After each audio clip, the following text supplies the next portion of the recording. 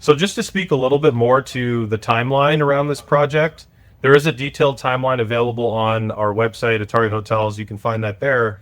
But just to speak to it a bit more, as we've mentioned, we already own the land. We're well into the design process with our architecture partner, Rockhouse, based here in Phoenix as well.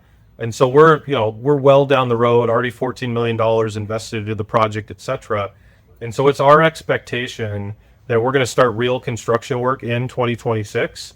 It's a big site. It needs a bunch of site work. We're going to be doing, underground parking. So there's a lot of work that'll go into the site itself in 2026. And then ultimately we'll start going vertical late in the year, early 2027. And, it'll take 21 to 24 months to build. And, the hope is to be opening our doors in late 2028. Late 28 at the beginning of 29, hopefully at the latest. Yep. And so, it's a journey for sure. And a lot of these bigger projects do take time, but we're well down the road and, excited for where we're going. So I wanted to speak to really the levels, pun intended, I guess a little bit, but every level of the project from what's below the ground all the way to the top, just to kind of give a better flavor for what people will experience when they come to the property. And so we will be putting the parking underground. So one of the things that we had to do from a diligence perspective as we were working through the design for the site, because Phoenix has hard soil and such, we had to do diligence on the site to ensure we could go far enough down to get 200 plus parking stalls, below grade. And so we did, work through that and confirm that. And so underground will be the parking. And then ultimately, based on the location of the site, that ground floor abuts Roosevelt Street. That's that main east and west thoroughfare right through the Arts District. And so that first floor is really broken into two sections. The main section of that first floor is the event venue. That'll have, esports events, game releases, concerts, corporate events, parties, all that kind of stuff on different nights. We have partners that will be working on and activating that space on a regular basis. On the other side, maybe you can speak a little bit to the other side. Don't forget the sports book. Right now, Other side, yep. Right now, betting is not legal for gaming, but we know that's coming down the pipe. So we have a sports book. Hopefully get someone like DraftKings or FanDuel involved. But the sports book will be right across the G, like I said, from the event center. And with those two sides, you're going to have a corridor that'll cut right through the middle of that ground floor. That will run breezeway, hopefully get some instrumental moments. Totally, and you'll be able to see into the venue, into the sports book on the other side. Right through down to our alley where we own a bunch of properties to the south. We want to create this complete alleyway experience in Phoenix. Nothing like it exists today. Fascinations. Yeah, fascinations. And that access point through the middle of the ground floor will also take you up by escalators up to the second floor and beyond. And that's where you start to get into on the second and third floors.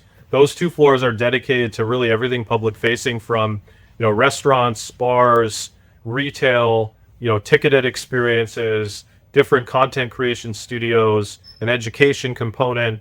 So all of floors 2 and 3 are really meant to be and will be an eclectic mix of kind of the retro gaming and the history and the nostalgia all the way to the future, right? We love the slogan that Atari's now had for a long time, futuristic since forever. To us, that's so perfect because, we can do things past, present, and future on those floors 2 and 3. And those experiences will be highly digital in part. That will allow for that to be a consistently evolving experience for guests, both locally and people traveling into Phoenix as well. And the goal for us is to have suites designed by influencers. So the people that we're going to start announcing, getting on board, each of these suites will be unique to one of these influencers or athletes. Yeah, and so as you get above the third floor, that's where you have your main pool deck that will be available for property guests and different parties that will go on there. And you also have some rooms on that fourth level as well. And you move up the tower, and ultimately you have 11 stories total. The rest of the tower is a combination of those suites and standard rooms. And those 19 suites, as Jason pointed out, several of those will actually be designed by other influencers, other brands, other partners that will create their own unique experiences for guests in those suites as well. And don't forget the top floor, the baller suite, the penthouse. It's the entire floor. 3,500 square foot residency program. Yep, 3,500 square feet of craziness. I mean, it's like out of this world. It has its own private pool. Truly truly an exclusive experience that will be available to public users, for a price, of course. But as Jason pointed out, and as we touched on earlier, it'll also be the place where, a lot of our partners and different influencers will stay when they're on the property. They're creating content, doing events, and participating with the public, but still having that sort of VIP experience as well. Think of Vegas residency, but on a little smaller scale. Definitely a smaller scale, but still a pretty baller scale as well. So, yeah, we're super excited about that. So we're estimating the total development of this project to be around $124 million. And Jordan, do you want to break that down for him, how that would work versus equity versus debt? Yep, exactly. So, we, $14 million's already been invested. As part of this Reg A plus offering, our goal is to raise between an additional $35 and $40 million, which would bring the total equity up to, plus or minus $50 million of that 124. The difference between the equity and the full project cost, we'll utilize a construction loan to cover that additional capital. So that lender will sit in a senior position, ultimately help fund the construction of the project. And then once we get through that development of the $124 million and we get things ramped up revenue-wise, that's when we refinance with a long-term loan with an amortization of 25 plus or minus 25 years, typically 25 years, and ultimately pay off that construction loan and move forward from there. And this is the same exact structure we use in all of our development projects. There's a part equity and a part that you take out with the bank with debt. Yeah, totally. And just to touch on that a little bit, we've developed over $300 million in this specific neighborhood in Roosevelt Row. And so, we've been kind of through this process in multiple different layers of small projects all the way to big projects and a lot in between.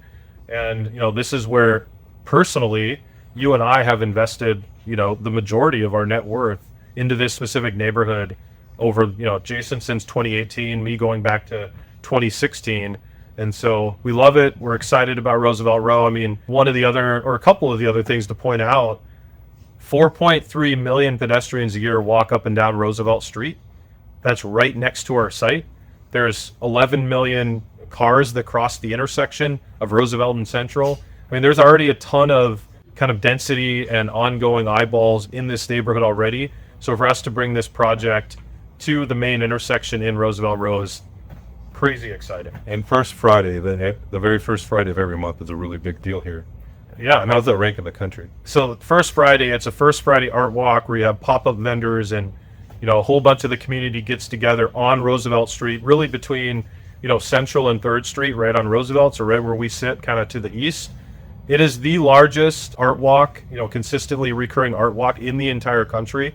Phoenix's First Friday has become, legendary in that regard. And so as we're filming this, First Friday happened yesterday, and it was chaos. Crazy. I mean, it was in a good way, right? I mean, there's plenty of cop cars sitting around making sure that it all goes January, well. the New Year, the weather's nice, so 65 degrees, It might drop off a little in July, August, but it's always well attended. Yeah, 20,000 plus attendees each First Friday of every year, and we're right in the middle of it.